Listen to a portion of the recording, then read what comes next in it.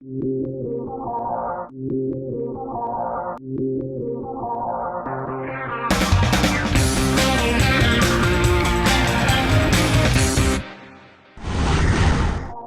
12.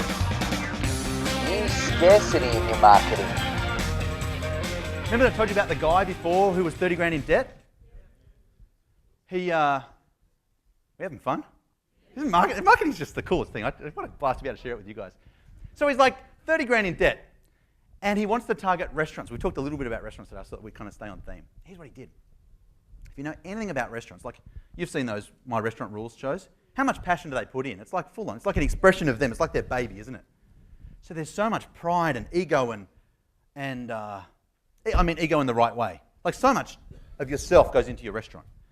So the two things you need to know about restaurateurs is, number one, there's lots of ego involved. But number two, they're very scarce. You know about the difference between abundance and scarcity?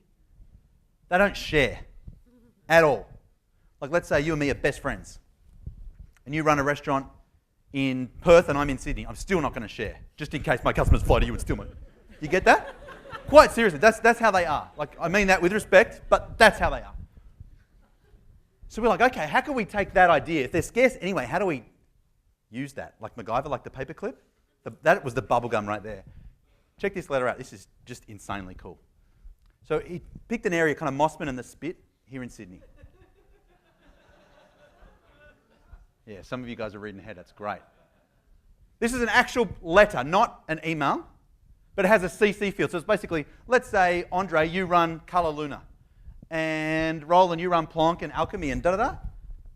Hey, you'll probably notice I'm writing to all of your worst enemies as well. Oh, wow.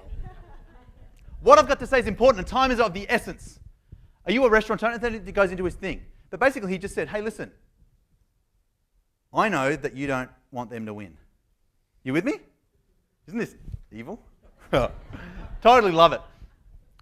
So, my name's Simon. I'm an action coach, blah, blah. I've decided to help a business owner in your industry and area. Only trouble is I can only help one. And then he goes on and tells a story, a little case study. You might want to quickly write this down. If you want to do it, like testimonials are good, case studies I reckon are better.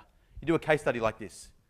We've got like 4 minutes left, probably 3 minutes left, so we're going to talk quickly because that'll help everyone learn better. Case study. First point, the situation before. If you want to just say that in street terms, it's the mess they were in when you met them. Number two,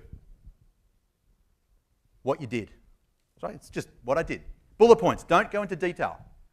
And if, by the way, if you've got like techniques that you use, give them sexy names. Like, see this letter? Was it called the scarcity letter before, or is it called the scarcity letter now because I thought it'd be evil? Yeah. So just bullet your names, like the XYZ, Tibetan belly rub back technique. Whatever it is, just put that in. Don't know where that came from.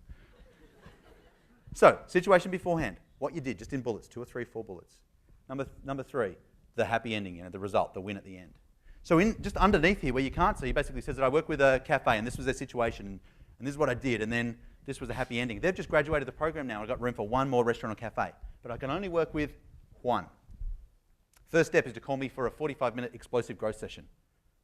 First in, best dressed. Everyone else is holding this letter right now, so you better call. Bing! And he made like 60, does it say? 67.5 grand. That's pretty good, isn't it? Yeah, I reckon that's some mojo.